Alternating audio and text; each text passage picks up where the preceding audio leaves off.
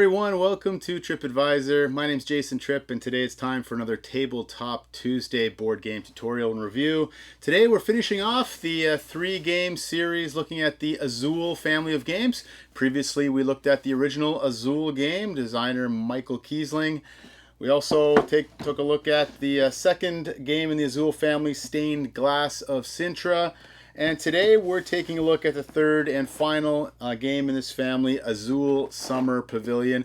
If you haven't had a chance to look at the first two videos and you're interested, you can check those out in the show notes or subscribe to the channel for all the videos. But today, pull up a chair, join me at the table. We'll take a look at Azul Summer Pavilion now, then I'll come back up top here and I'll give some final thoughts and my report card in a few minutes.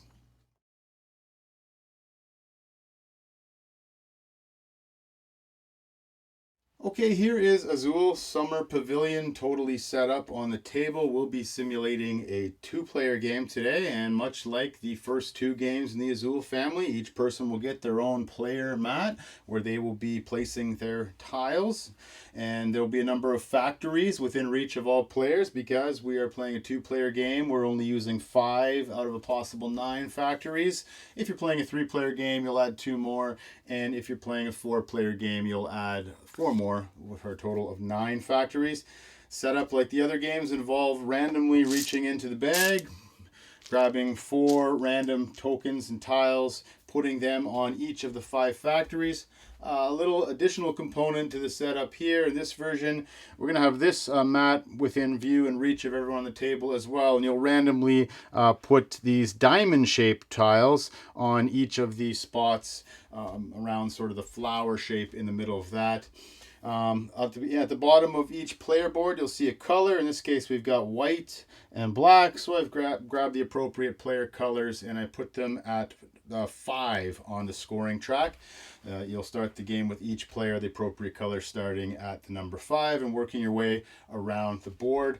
The game progresses over 6 rounds, and you'll see here on the mat at the top, each round there's a different color that serves as a wild color, similar to the second Azul game in the Azul family. And so in round 1, the purple tiles are wild. So turn consists of grabbing all of one color off one of the 5 factories, much in the same way as the first 2 Azul games. You simply determine who the starting player is in round 1. Just for the sake of example today, we'll say the black player is going first. And so they will look and they will grab all of one color. But one of the colors they grab, and one only, maximum, can be the wild card for the round. So in this case, black would potentially grab all of the yellow, and because the purple is wild, that can count as an additional wild color. And so they will be able to grab all 3 of those off the tile, as opposed to this particular factory here. Because there are 2 purple, they wouldn't be able to grab 2 purple and 1 blue. If they're grabbing 1 color, they can only add a maximum of 1 wild to their turn. So the only way possible to get 3 tokens in 1 round are to grab these 2 yellow and purple. So they will grab those. Now, this is the major difference between this game and the first 2 Azul games. When you grab the tiles on your turn, you don't immediately put them on your player board. You actually collect them until the entire round is done. That's one of the major changes in this one. So you just put those in your supply, and like the other Azul games, any leftovers get slid to the middle, and the starting player token will then go in the middle as well, giving another option for both players to collect tiles from in future turns in round number 1. And so it would go back to the white player now. We'll just simulate the first round of the game, talk about how the scoring works. And so perhaps they want to, looking ahead and seeing that green is wild next round, sometimes it is a good idea to collect some of the colors that will be wild in the next round. And so perhaps maybe they'll grab this green along with the wild purple, which is legal. They can grab one of those and they'll put that in their supply there. Game goes back to the black player's turn, and perhaps now they would like to grab an orange and another purple wild, add those to their collection. Oh, these should have been pushed in after the white player's turn. Now these get pushed in. Now at this point, maybe white says, you know what, I'll lose a point for taking starting player, but it's worth it because I can get a purple and a green. So perhaps they decide to go into the middle. When the first person takes out of the middle, the consequence is they have to take the starting player token, losing a point. But the advantage is they will get to go first in the next round. So they'll keep that off to the side. They will immediately lose 1 point. This is why you start at 5 and not 0. You have some points to go down and still stay above 0. So the white player would lose a point there. And then the game continues back and forth. Perhaps now, there were 2 orange and a purple there. Oh, we should have taken that earlier, but that's all right. Black will take the 2 orange and the purple. And then perhaps 2 red. Once the starting player token has been taken from the middle, there's no consequences to going there. And now back to black. Maybe they'll take another yellow, having 3 yellow in their pile. And then maybe blue. And then orange. And maybe another green. And then blue, and then red.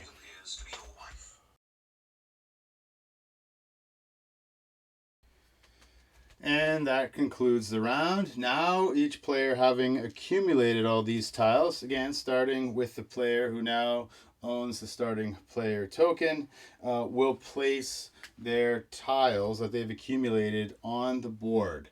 They also have the option of holding over up to 4 of them in these spots on the perimeter until the future round. So in this case, this player may decide, I'm going to save these green for next round, because green will be a wild color next round.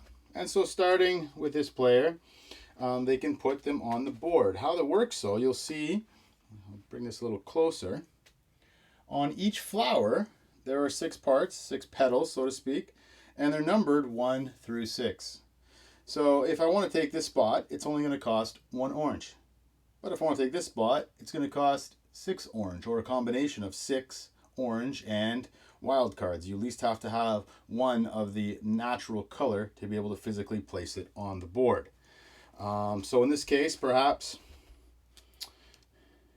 player wants to simply put down 1 blue. So they'll take the 1 blue and they'll put it on the 1 blue spot here. Now, the other option is they can put any color you want on this middle flower, so they could put that there. However, the rule is if you put a blue on one petal in the middle flower, each other petal has to be a different flower. And so perhaps he starts simply by laying 1 blue, and then the game would go back to the black player, and perhaps they want to put 2 orange. So we'll use 1 orange. Any extra colors that aren't being placed on the board simply go in this nice little container that's given to the game. So all the unused extra tokens can go in there and then be dumped back in the bag once the bag runs out of tiles. And then back to the white player. Maybe they want to start working on some red. So perhaps they want to go 2 red, extra 1 in the box.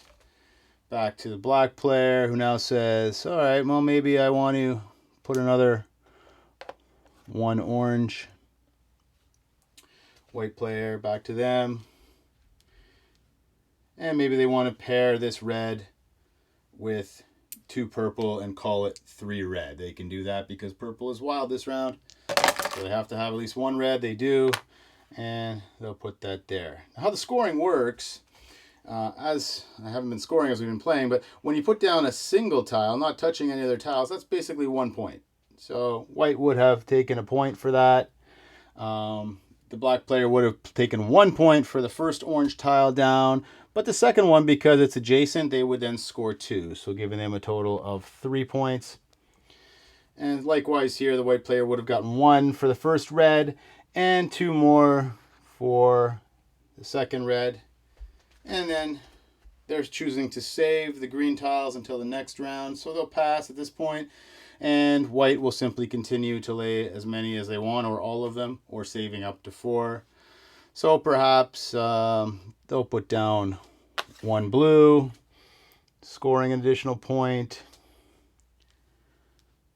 And maybe they'll put 3 yellow for an additional point. And maybe they want to continue to work on the orange flowers, so they'll put down 3 orange for 2 more points. And a single purple in the purple spot for an additional point. So that concludes one round of the game. The game continues in that fashion. The factories will be refilled. Players will take turns taking until all the tiles have been taken from the factories and from the middle. Remember, whoever takes out of the middle first gets the starting player token. They lose a point immediately, but then that allows them to go first in the next round. That's the part of the scoring, is as you play the tiles down. There are some additional ways to get points in the game, and there's some extra bonus points at the game end. So at the end of 6 rounds, points will be scored based on how many of the flowers you filled. And so you'll see this column here on the side of the mat. Because purple is the bonus in the first round, and maybe you're using purple for other colors, that one is the highest premium, the highest bonus. If you complete the purple flower by the end of the game, you get 20 additional points. 18 for the green, 17 for orange, 16 yellow, 15 blue, 14 for red, and the flower in the middle of the player board, if you complete that, you get a bonus of 12 points. Additionally, you'll get bonus points for completing all of your 1s, 2s, 3s, or 4s. I mean, there are 6 color flowers plus the middle flower, so there are 7 1 spots. They're a little easier to fill, of course, so you only get 4 bonus points. If you complete all the 2s by the end of the game, you get 8. 3s 12, and 4s 16. Now let's talk a little bit about these tiles in the middle of the board and when they are used.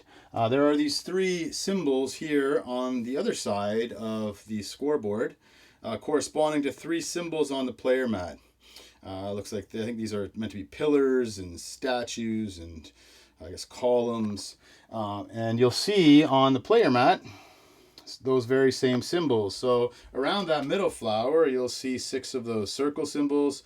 Beyond that, you'll see 6 of these statues. And at the very outside of the board, you'll see these other symbols here.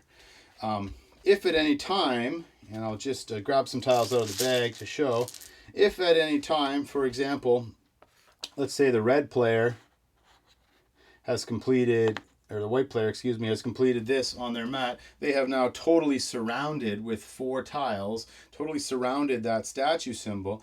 Immediately when they place that statue, again, looking at the player mat, it shows 2 diamond tokens. That means they get a reward, an immediate bonus. They can grab 2 of the tiles that are up for grabs on the center flower there.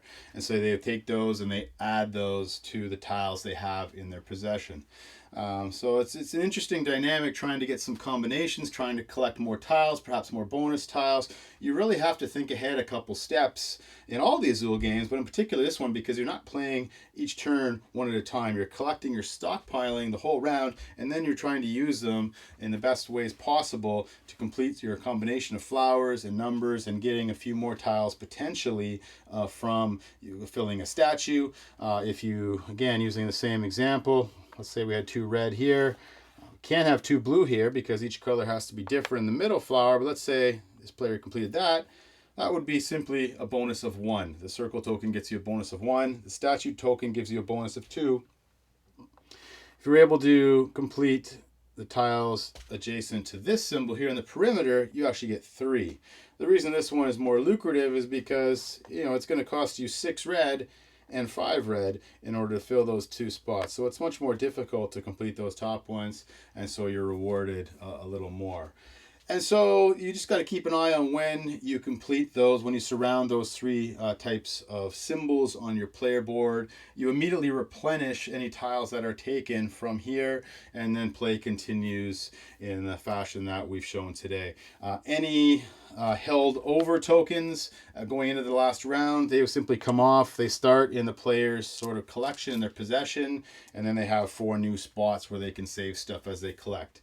However, in the last round, does happen occasionally where you collect colors. You're forced to take colors. You have no room for them on the board because you've completed the flower. You don't have enough to complete the numbers. You have to put those in your holding spots, and then and only then usually will you lose points. This game is the least punishing of the 3 Azul games. You typically only lose a couple of points at the end of the game if you're not able to place the colors you collect in that 6th and final round. And so play continues in that fashion. We demonstrated 1 round today. It goes over 6 rounds. Just be mindful of which color is the bonus, the wild color, and be mindful of when and how many bonus tokens to take when you complete the symbols as shown on your player board. Play continues in that fashion. You score immediately as you place the tiles on the board, and then at the end of the game you'll get the bonus for completing the various flowers in full or completing various numbers in full on your player board.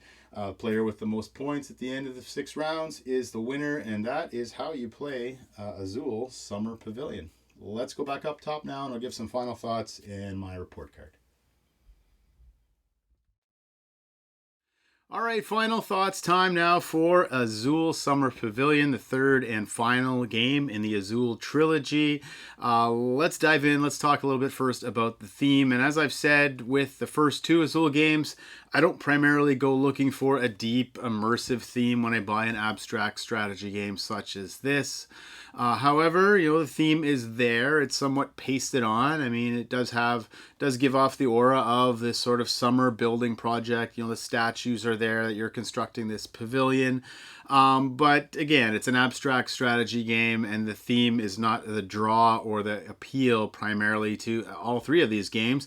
Of the 3, the stained glass one has the most sort of feel of the theme. But with Summer Pavilion, it's there, but it's somewhat pasted on. I'll give the theme a C+. As far as the aesthetic value of the game, a few things I really appreciate about the aesthetics in this game. This little tower here, yeah, it's just for show, but there's some practical use. It does sort of give it that sort of 3D look on the table, and it's really practical too. I mean, it's a good place just to store the tiles that they're being used. It's easy to dump it back into the bag. It saves some finicking around with the game. And when you're packing the game up, all the tiles just neatly go in there, and it fits right in the box. And so I appreciate that little component in this one. I love the color scheme on the player board as well. It really does have a bit of a table presence and pops, and the diamond shaped tiles is nice too. I mean, they're the same sort of feel of the tiles of the original game, and they have a great look on table presence. So all in all, the aesthetics of this game is wonderful, and I'll give them an A. As far as the replayability of the game, again, I have all 3 of these games, and all 3 of them make the table in our house with our friends and family semi-regularly. This one is particularly quite replayable. It finds its way to the table quite often. It doesn't get old or stale. We found that there are different paths to victory and different strategies to try in the game. Do you go for completing a couple of those flowers, or do you go for sort of spreading out more and getting all your 1s and 2s and 3s completed on the board potentially, or maybe even your 4s? And so it is quite replayable, and I'll give it a B+ for the replayability. As far as the game length and the flow, this one moves pretty fast. It's pretty easy to play, easy to teach. The length of the game on the box, I believe it says 30 to 45 minutes, and that's correct. You can play all 3 of these games in one night in 2 hours. That's not unrealistic, and we do that from time to time. And so this one in particular, it flows nice because when you take the colors, you don't really have to pause and think immediately on each turn where you're going to place them. And so that keeps the game moving. It keeps the game flowing. I find this one probably has the best game sort of flow of the 3. And I'll actually give it an A+ for the game length and the game flow. As far as ease of play, again, the first one in the series is the easiest, the most stripped down, the most pure. Stained glass probably has the most moving parts, and some of the details are a little finicky when teaching. This one's kind of in the middle. It's got a little more meat to it than the original game, but still quite easy to teach and easy to play. Again, my kids have been playing this for a couple of years now when they were 8 and 11. No issues there. Another good family game. The rule book, again, just a couple pages, easy to see, easy to learn. And so I'll give the ease of play in this an A. And as far as the tactics and strategy, much like the first two games, there are some things to think about in this one. You want to keep one eye on your board and what you're doing. What adds to the tactics and strategy in this is these bonuses. You can get some interesting combinations and combos. When do I want to finish my statue? Or do I want to go for the 5 and 6 to get 3 extra tiles in my possession? And so you're really thinking about how you can sort of chain these combos together to squeeze out a few more tiles and a few more turns to fill more of your board. Like the other two games also, you want to keep one eye on what the opponents are doing. You want to try and hinder their best laid plans as well. And so there's an interesting back and forth in this game. There's an interesting push and pull between maximizing your own turn and minimizing what your opponents are able to do. And so I'll give the tactics and strategy in this game an A-. So all in all, I gave the first Azul a B+. I gave the second Azul, the stained glass one, a B. I actually like this one slightly more than the original. This, if I had to pick, this would be my favorite of the three, and I'll give it an A-. All in all, some people ask me if I'm going to buy one, which one should I get? Well, I can't answer that for you. I would actually say maybe start with the original.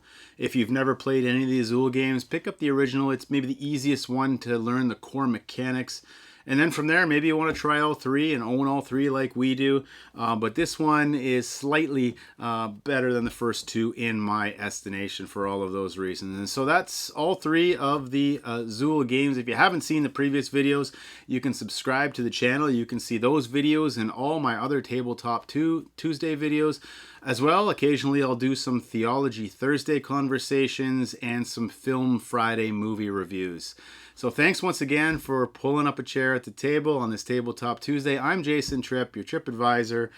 Thanks for being with me today, and whatever you're planning on getting to the table this week with family and friends, I hope you have a great time. Game on.